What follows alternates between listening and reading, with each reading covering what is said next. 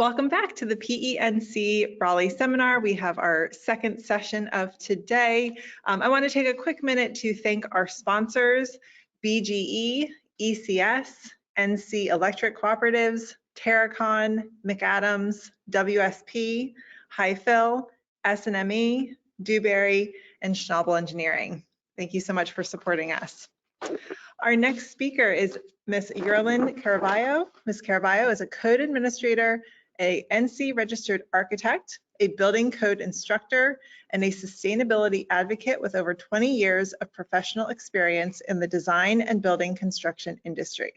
She currently serves as the Associate Building Code Administrator for Mecklenburg County in Charlotte. In this role, she provides information, guidance, and training to code officials, architects, engineers, and the public to ensure compliance to building codes, laws, and regulations is achieved. And this is cracking the code on challenging projects, permits, plan review, and inspections. Thank you so much for being with us. Hi, thank you, Katie. Thank you everyone for attending today. I'm really excited about having this opportunity to speak to you today about the current climate, construction climate, and how can we address some of the issues that we are seeing. So it's great to be here, and we'll just go ahead and get started right away because we have a lot to cover, or at least I would like to cover a lot of information today regarding some of the projects that we are seeing. So the first thing to discuss is the course objective. The intention of this course was to highlight some of the industry challenges that we are currently facing in the current construction climate, discuss some of the tools that designers such as yourselves have available to help us overcome these challenges during plan review and inspections, and also to explain the alternate means and methods process for code compliance, which is one of the most powerful tools that designers have available per the code, right? And the course is titled Cracking the Code in Challenging Projects. And well, as we all know, every project has its own challenges in their own way.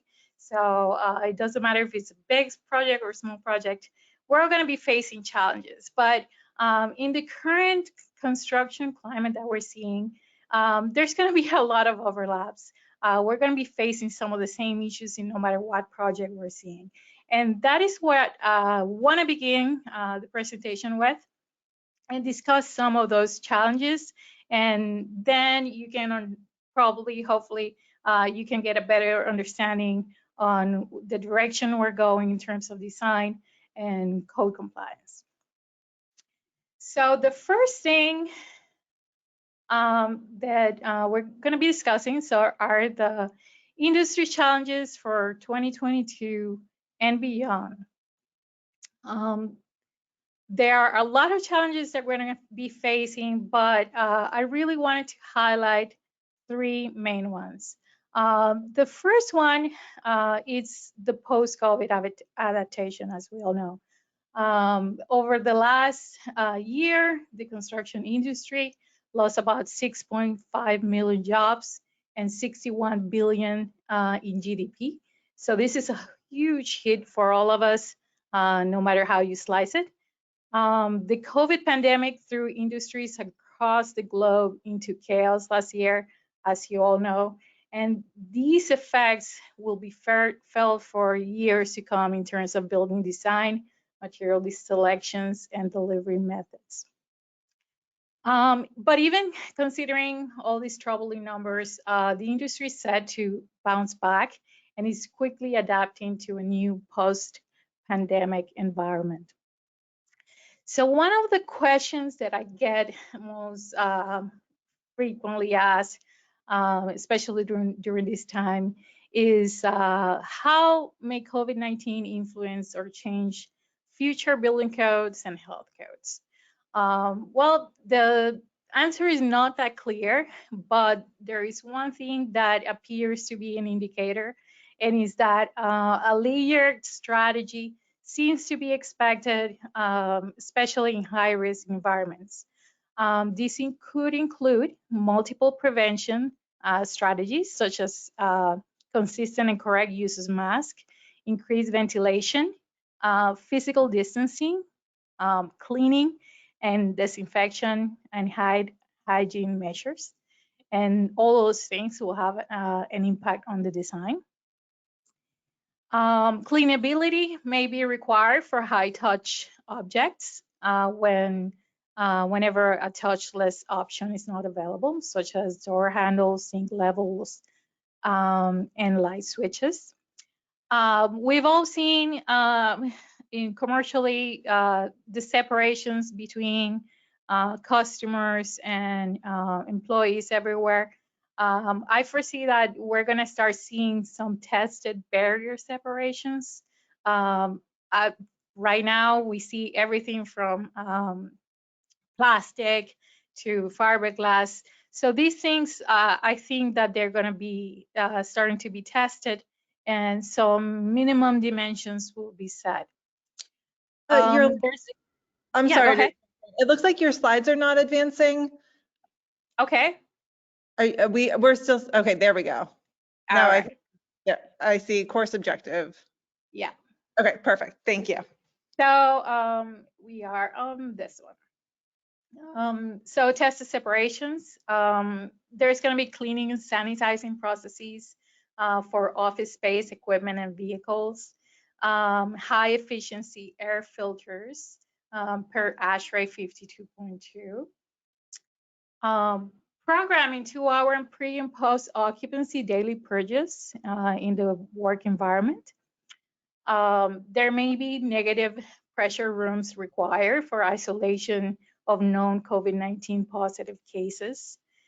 Built-in humidifiers. This is something that we've seen research saying that even a 1% decrease in humidity could increase the number of COVID-19 cases by 6%.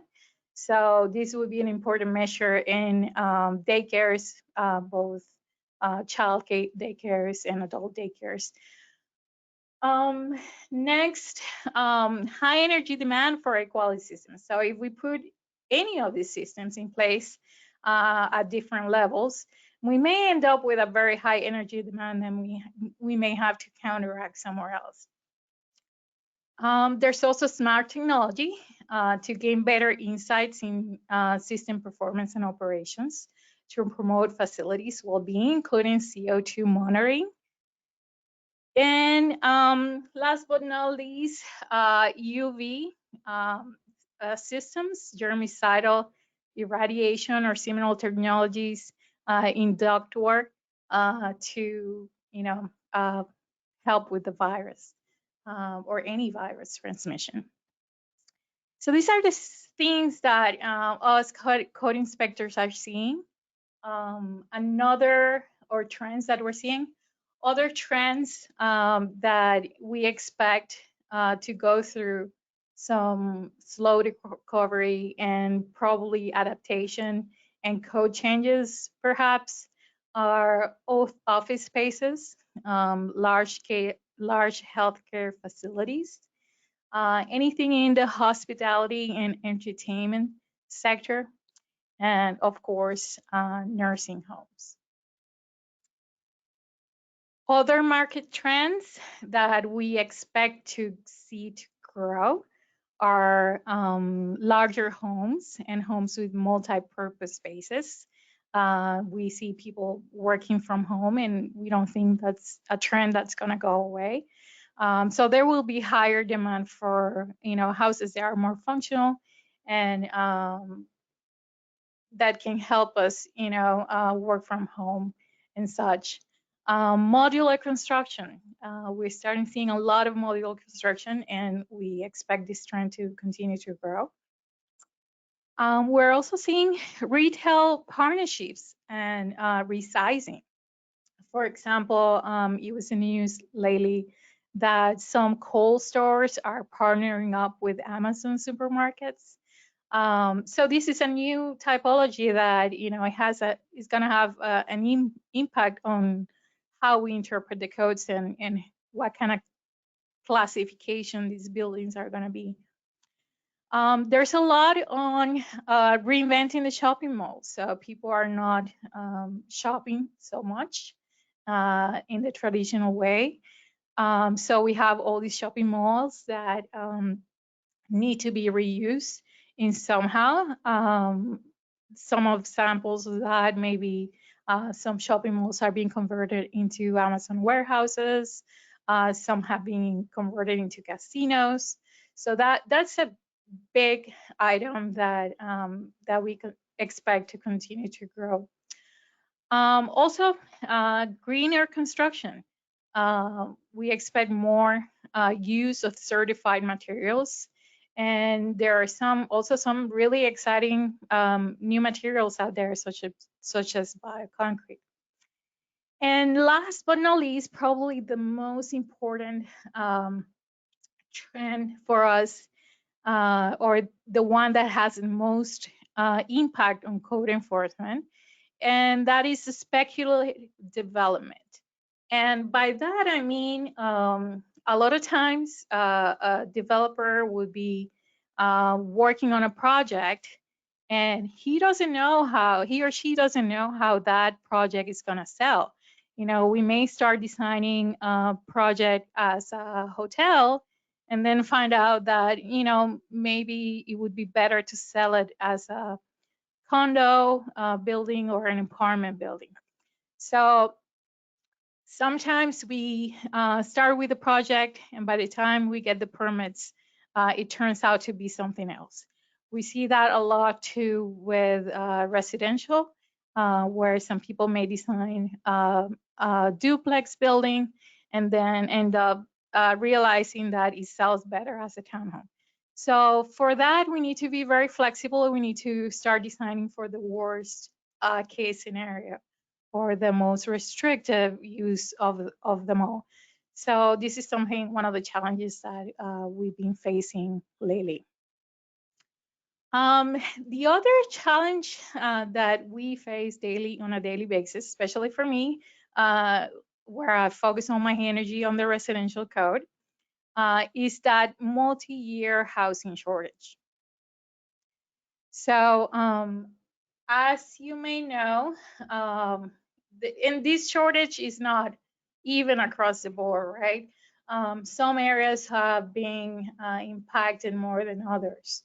Well, as there's a lot of consequences to this pandemic, one thing that we did not see coming was that that trend was going to continue to grow and actually even accelerate a little bit. Low mortgage rates in the last year and a strong job market have accelerated this demand. And as of this year, Charlotte is going to be the third fastest growing city in the United States. It is expected to add 385,000 new residents by 2040. So in this chart, you can see, this is from Carolina Demographic. You can see that we're really at the top of the fastest growing cities in the US. So what does that mean in terms of code? Well, we're going to have some challenges. We're going to have increased speed necessary. So that means shorter timelines across the board for design and construction. And we're going to see a need to maximize land use as much as possible. Some strategies to help with that. Some of the trends that we're seeing are modular and prefabricated structures. We're seeing less labor-intensive materials, or the use of less labor-intensive materials. And we see some trends on upzoning, more duplexes and townhomes, The idea of creating triplexes and quadplexes, condos, tiny homes, accessory dwelling units in existing buildings, and last but not least, build-to-rent developments are gaining a lot of traction. Modular buildings are one of the things that we are relying on the most. Very soon, buying a house could be as easy as selecting a model online and having its pieces delivered to you and assembled on site. Amid the housing shortage, investors have really doubled down on residential prefab. And as of this date, they've raised over 1.5 million in investment. If you've seen some of the news online, there's a lot of companies out there. They're working on this modular building sector. It really is one of the few alternatives that we have to reduce costs and help companies manage all the expenses associated with urban construction. Modular construction is also going to be more sustainable than conventional construction. It may help a company reduce its carbon footprint, which is one of the goals that many companies nowadays have. It has been proven that it works. One of the examples I have here is the new Marriott Hotel in Manhattan, which is the world's tallest modular hotel. It has 168 rooms and it's 26 stories. Each module contains one fully outfitted guest room. They are pre-painted, decorated, and outfitted with beds, bedding, flooring, and even toiletries.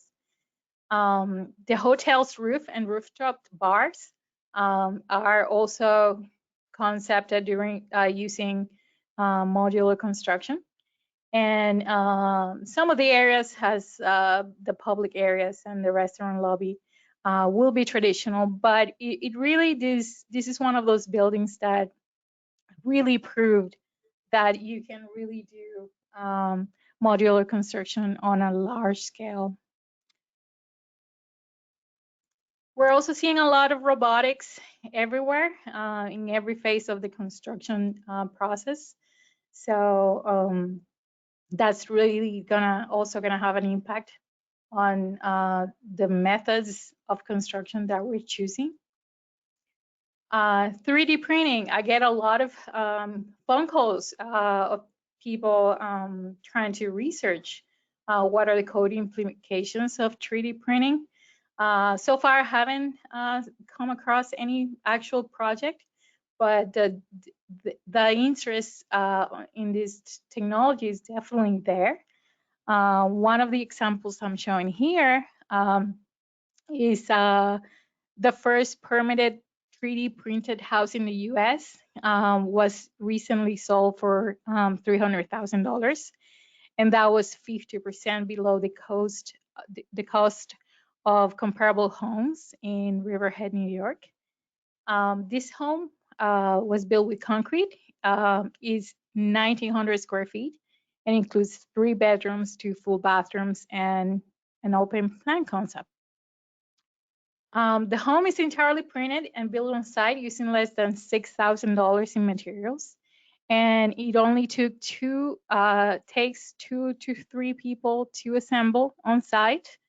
48 hours of print time over 8 days, and they expect this time to be cut in half in the next few projects. So it's something really exciting. It's on everybody's mind right now, and it definitely has some code implications that we're gonna be discussing in a little while. The last trend that we're seeing, and probably one of the most impactful right now, is the rising costs across the board. We're seeing rising labor costs, rising material costs, supply chain problems, mortgage rates are also rising. Inflation and land competition as well is driving prices up. So it's definitely a concern that can most definitely have an impact on what's going to happen with us in our field in the years to come. Even with the high demand that we have for housing in our city, um, this cost could really hold it down quite a bit. So it's definitely a concern.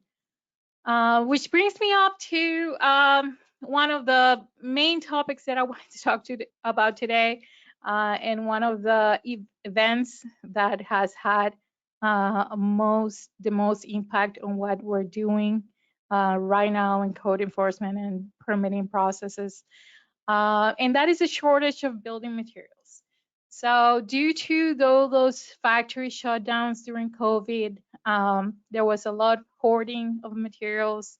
When we saw at the beginning of the pandemic people hoarding toilet paper, well, there was no difference in terms in building materials. People were hoarding lumber and many other types of materials.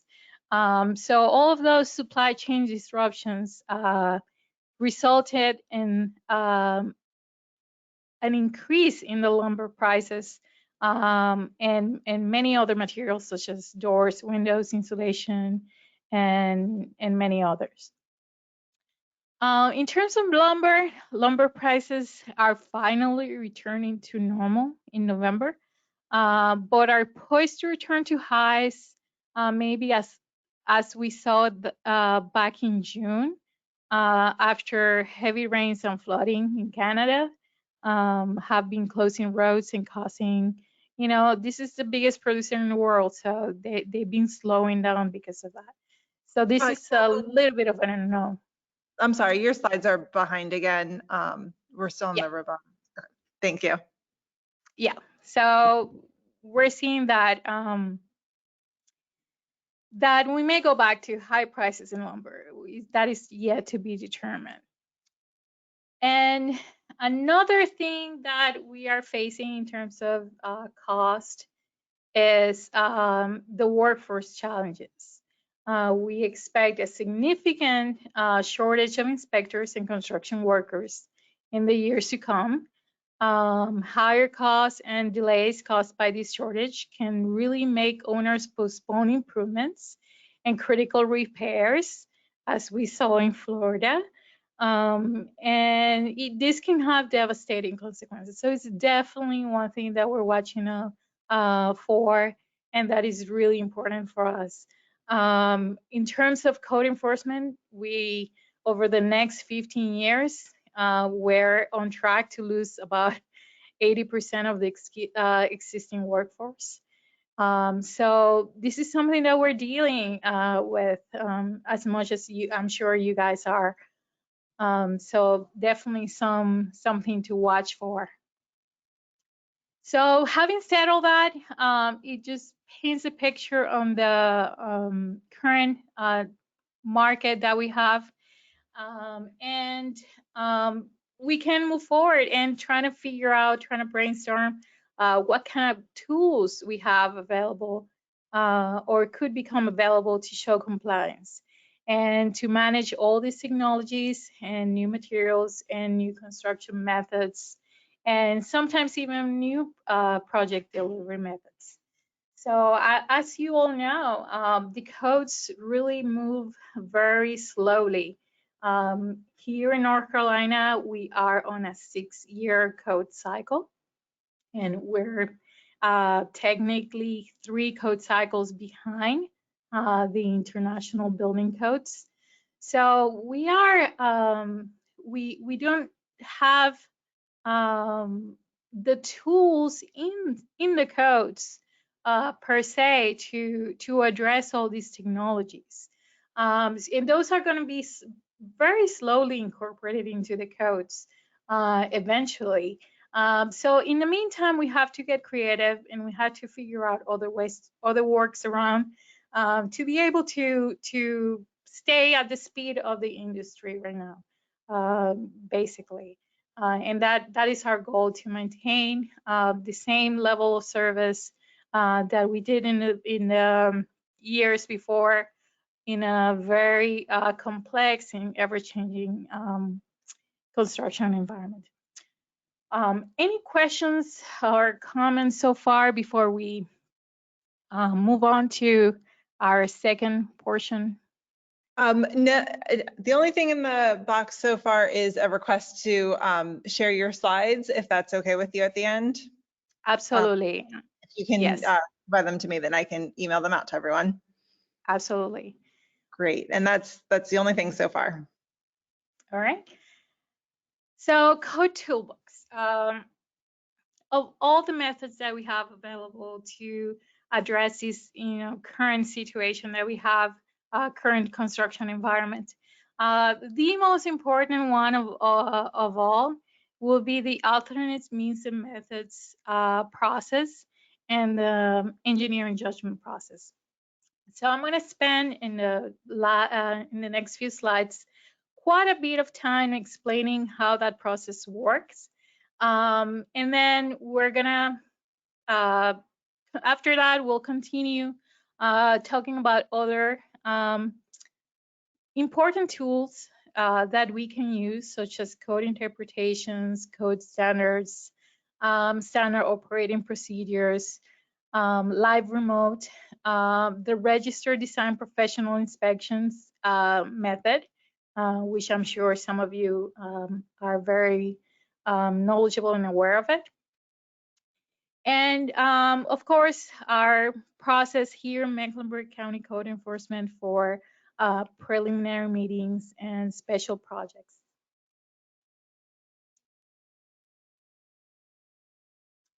So the alternate means and methods process of code compliance.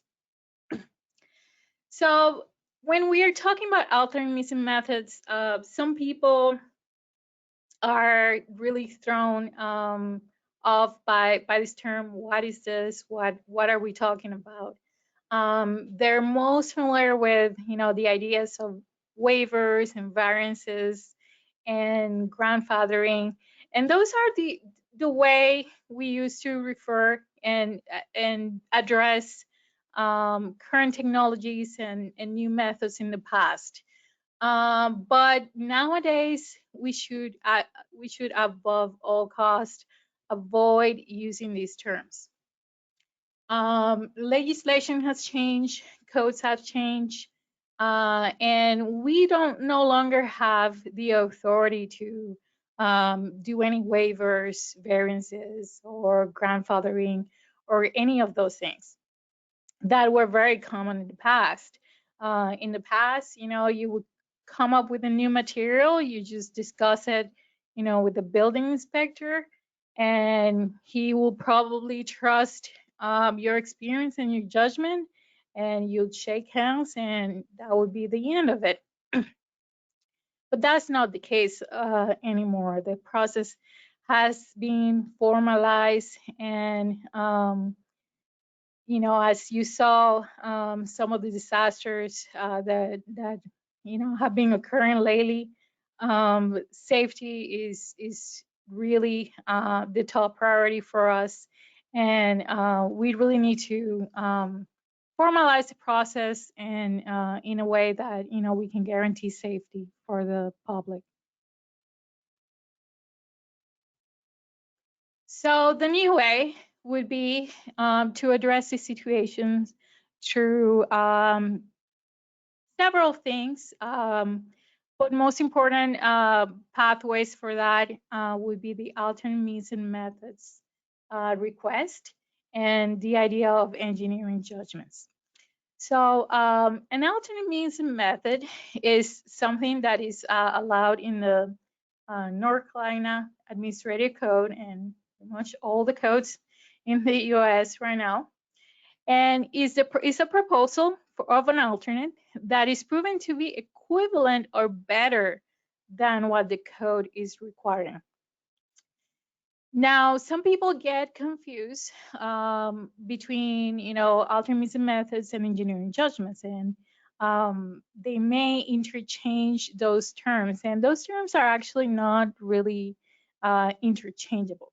An engineering judgment, we consider it as one of the 6 methods listed in code to establish a fire rating.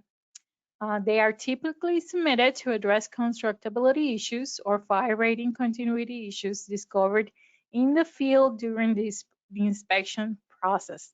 There are times where you could submit an engineering judgment during plan review because you've had experience with the project and there's no other way that you can come up to address the problem.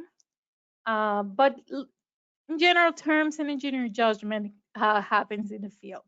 And alternate means and methods is a new material, new process that you are proposing, and it typically happens during plan review, during the plan review process, actually before you get your permit. So alternate means and methods is, apples is not an apples to apples, it's an apple equals pears. It's something that you submit to the code administrator, to the code official, and it has to be proven to be of equal or better efficiency than code. It is one of the most important provisions, in my view, that the North Carolina Administrative Code has. It is under Section 105.1. And the intent of this is to allow the implementation of all those technologies that we had talked about and to actually encourage the state-of-the-art concepts that we see in construction today that may have not been recognized or even existing during the code's formal development process. And if these things meet the performance intended, there is no reason why we shouldn't approve. But as we said, this process needs to be documented very well.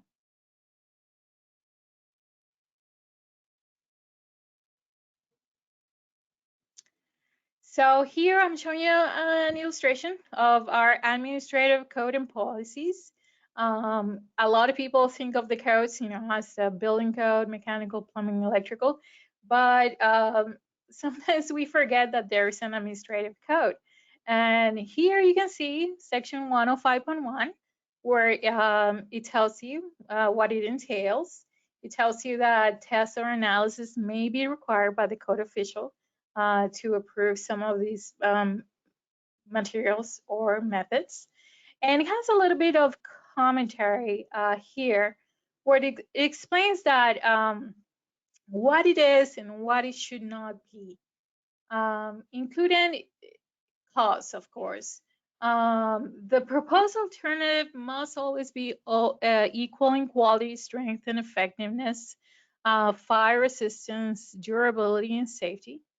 And things like appearance, functionality, cost, construction schedules are not really valid considerations that we should take into account when submitting an alternate means of request. It has to be equal or better than code.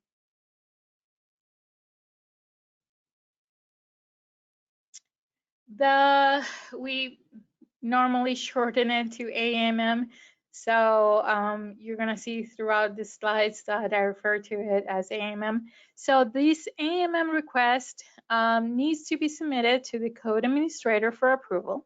And here, or the chief department official, if you are in a different jurisdiction. And in here in Mecklenburg County, we have several of them. We have a building code administrator. We have a plumbing mechanical code administrator, Mr. Tommy Rowland. And we have an electrical code administrator, Mr. David Rains. And Jeff Vernon is the building code administrator. So those are the people that will be reviewing your request and and grant you an approval if they deem that the proposal you're having or submitting is equivalent as the code mandates. Really, really important that communication with the code administrator should begin as early in the project as possible. It's really cumbersome and difficult if you're submitting this during permitting, after permitting, or during inspections. Ideally, you would even have this conversation with us before you submit your plans. I know we are on a very, very tight schedule sometimes, in terms, or designers are in terms of getting those projects done to begin with. But if you can start a conversation as early as possible during design development, that would be the ideal thing to do. One of the key elements of the MMR process is to give all involved parties the time to consult each other and to educate themselves on the specific code requirement question. So typically this process to review, it takes us about 10 days. And that is because we could be approving a building element, but that may have implications on the plumbing side or electrical side that we didn't anticipate. So we want to make sure we're not approving something that will be in conflict with a different section of the code. So all the code administrators have to have that discussion. And we have a very intense training program here at Mecklenburg County, but there is no real way that we can be up to date with every single construction method and material that's out there. So we need that time to educate ourselves on what that product is and what are the code implications. So it's really important that we start this process as soon as possible. Sometimes there are not sufficient tests or analysis out there. So per section 105.2, the building code official, in our case the code administrator, may require you to provide additional tests or analysis. This is something that is very common. Next, if the proposed alternative is determined to not meet the performance level that is intended by the code, the specific reason for disapproval is going to be submitted in writing to the designer. And they'll have a chance to reevaluate and appeal that decision. So it is really a conversation. And it usually goes several rounds of discussion before we get to that determination. Engineering judgments. As we said, that's one of the 6 methods listed in the commercial code, in the North Carolina Building Code, to establish a fire rating. And they are typically submitted after seeing issues discovered in the field during the inspection process. Here is the North Carolina Building Code, and under section 703.3, you can see engineering analysis. It says that it's based on a comparison of building elements, components, or assemblies designed to have the fire resistant rating as determined by the test procedures set forth in ASTM E119 or UL 263. Some important guidelines when you're submitting an engineering judgment. Some of the issues that we see on site can be quite complex. So if you can keep it as simple as possible, it would be the most beneficial thing to do. One issue and one project. We do not approve blanket alternate methods or engineering judgments for, all of your residential projects. Each one is going to be tied to an address and needs to be submitted independently. They must be signed and sealed by the design professional in responsible charge. They must provide a summary of or code analysis. They must provide supporting documentation to their code analysis. And always you should expect a discussion and possibly several revisions before we can agree to an approved alternative.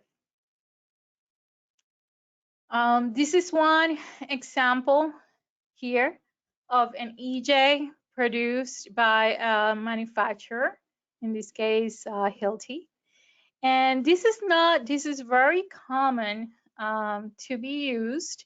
However, it is really important that we cannot accept an engineering judgment just by Hilti. It needs to be signed by the project designer and responsible charge. That is going to be one of the requirements that designer has reviewed and found that detail applicable and suitable to the whatever specific project he or she is working on. Another crucial thing when we're doing engineering judgments and alternate means and methods, but especially engineering judgments, they need to be based on recognized standards and methods. A lot of times we see letters saying, per my professional experience, I think this is good, or language similar to that. And that's really not what we're looking for.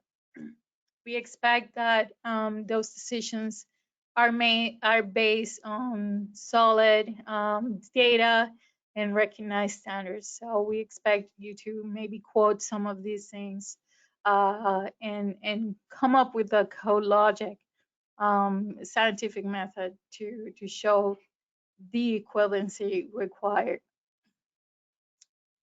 There's also many project evaluation reports out there that I wanted to mention. There's a lot of project companies out there that produce these.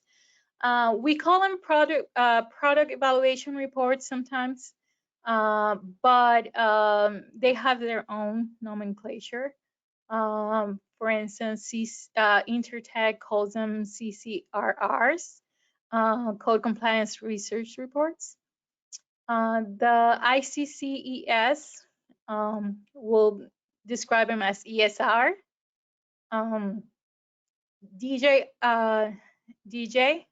Dr. J certification usually calls them TERs, technical evaluation reports. They are very similar, equivalent. We would consider any of these equivalent, but the industry term, we may be asking you for an ESR, but that really just out of habit that we may say that because it's one of the most common ones that we see. But any of these would be an acceptable evaluation report. Keep in mind that any evaluation report that you use to substantiate your analysis and your data needs to be approved by an accredited testing agency, and those are typically regulated by OSHA, the National Recognized Testing Laboratories Division. And here are some of those accrediting agencies.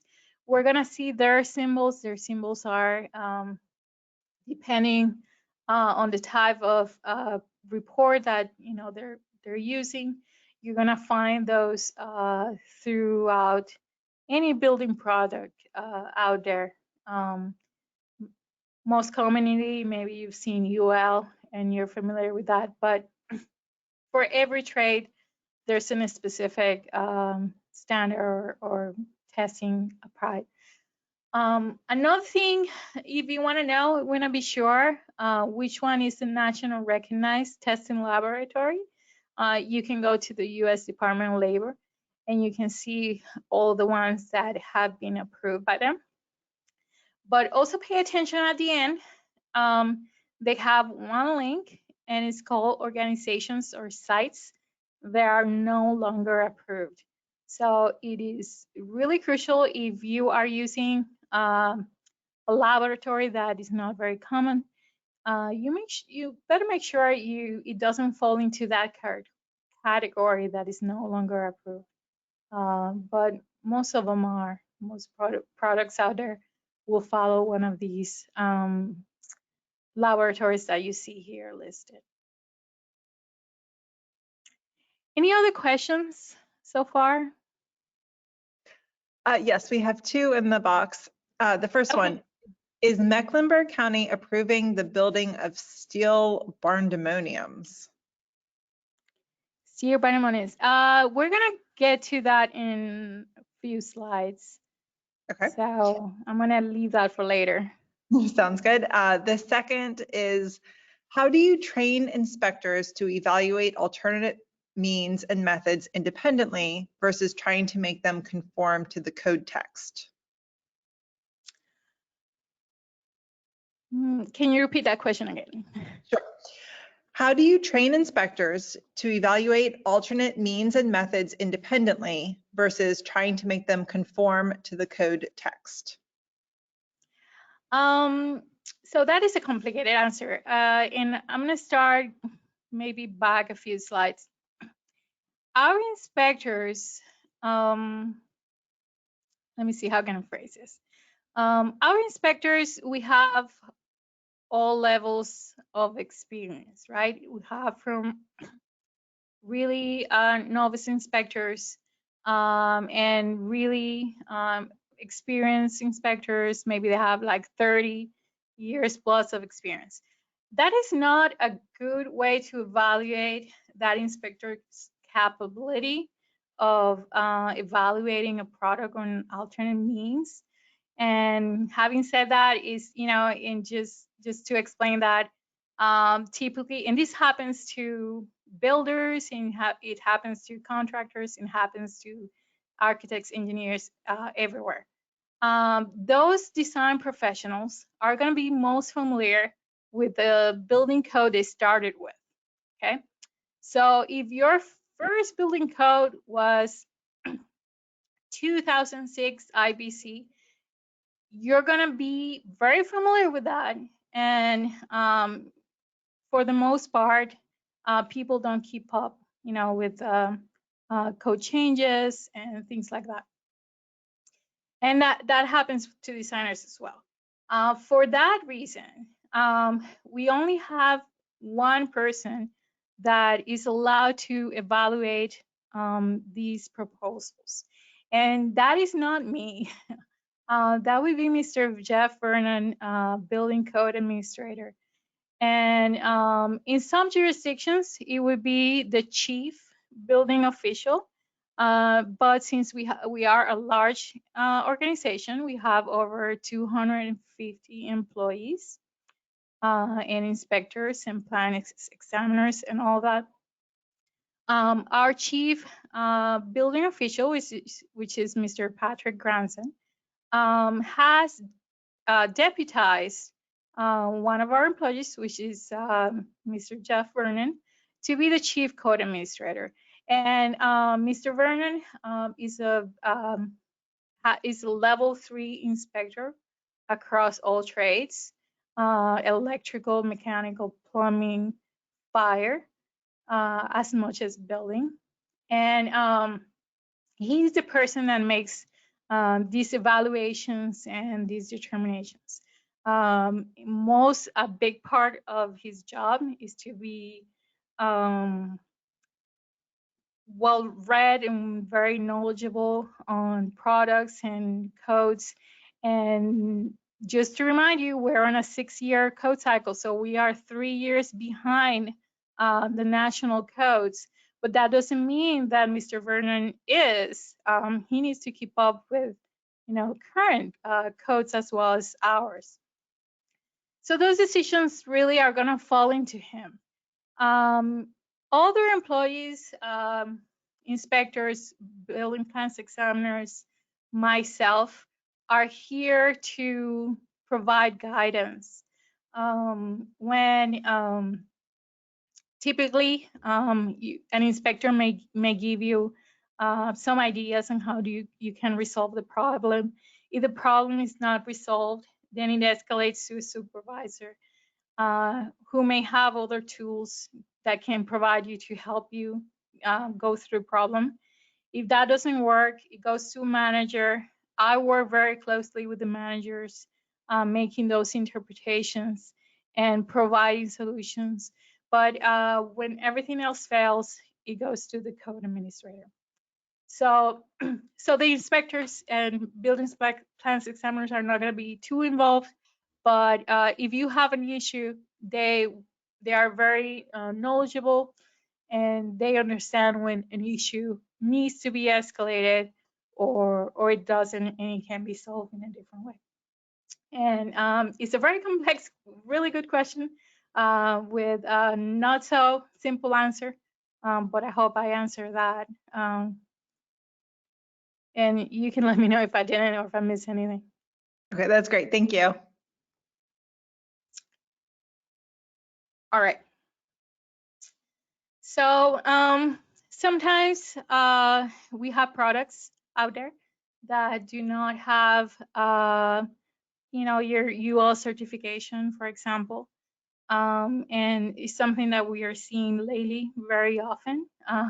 Everybody is trying to combat COVID the best way they can. Some people, have run, to buy sanitizers, UV filters, all kinds of products out there that to clean air and provide better healthy environment for their homes or workspaces. And at times we've realized, that product that you bought, is not certified product. So in those cases, you can have a third-party certification. Here in North Carolina, here's a list of the third-party certification for modular construction. But you can also reach out to UL if you end up buying a large amount of these products and you're unaware of that, and that they were not listed. You can hire UL and come do a third-party certification for you, and we'll get that approval process going that way. But also be aware that if you go to the North Carolina Department of Insurance, there's going to be a list of approved third-party certifications for modular construction. So in those cases where something, a person or customer has bought into something that is not approved, that is one of the methods that we can use to address that situation. As we said, the most common tool that we use is the ICC evaluation service, ESR reports. Code officials are very familiar with this. So if in most cases, the process of submitting an alternate means and methods can be very complex. But if you are using a product that has been evaluated by ICCES, that really cuts our job, tremendously. Because that's their job, is to do the evaluation and certify that that product is an acceptable product for code compliance. So if you see a product that has an ES, that is definitely a green light. It will really simplify the process. So what is in an ES evaluation report? So typically, you can go online, you can search for that product that you're interested in. You will have the CSI division. It will tell you who's the report holder, the evaluation subject, the scope, the properties evaluated for, how it should be used. Sometimes products are exclusive for residential and not commercial, or vice versa. How is the installation? And this is probably the most critical part of an evaluation report. The conditions of use, the evidence submitted, and the identification of the actual product. Another thing that you may want to pay attention up here at the top is that it says this report was issued in X date, was reissued in March 2012, and it will be due for renewal in February 1, 2014. So these evaluation reports sometimes expire, and that is because they have to periodically test that product and make sure it really holds up to the test of time. So really important that you use the latest one. We're going to be looking at that date. There are some cases where an evaluation report has been grandfathered. It comes from a different code cycle, but they will say that there are some on the website that will say that. But for the most part, we're looking for a current date with current installation requirements, which can at times change.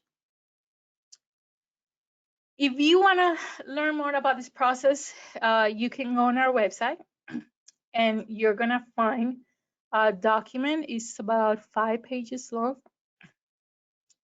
And it's called Alternatives and Methods of Construction Request Guidelines. It will tell you what's the section of the code that allows it, what is required as documentation, some examples of that. It will tell you that there is actually a review fee for this, which is $145 an hour. And that is the time that it takes our code administrator to do that. And several other information there. It will have the contact information of all the administrators and everything you need. Of course, if you have any answers, you can always reach out to any of them and they'll walk you through the process. So the next thing I want to do is to go through an example of one that we see very often, and this is in one of the most complex that we see. And this one is on fire-resistant ceiling tiles. So as you may be aware, fire-resistant ceiling tiles have been in the market for a really long time. This is a very practical alternative to be using education environments and healthcare and things like that. However, even though they've been in the market for a really long time, they don't address all site conditions that could be in things like a hospital or an academic environment. So they don't have any details of fire-resistant tiles going through construction joints, expansion joints, things like that. So, and fire-rated separations, things like that. So, and probably, in all honesty, I don't think they'll ever go through that process for that. That is not the intent of the product, and the product cannot really satisfy that condition. If you are going through a building joint or a construction joint or anything like that, you shouldn't really put these tiles. You should have like a bulkhead, a traditional material that has been tested for those joints. But having said that, that has not stopped many designers from putting that through those joints. And when the inspector gets there, then we have an issue. So in this case, we're going to show you the submittal form that was submitted for this project. First, it starts with project information. Who was the person requesting engineering judgment? Who is this design professional in charge?